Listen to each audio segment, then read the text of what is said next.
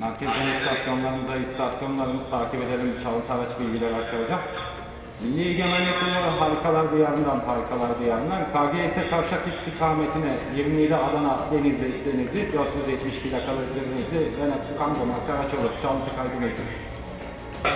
Merkez konuşuyor. Araç şu an KGS Kavşak istikametine giriyor. Merkez 7316 134 araç şu an 15 Temmuz Şehitler Bulvarı istikametine giriş yaptı. Aracı almaya çalışalım.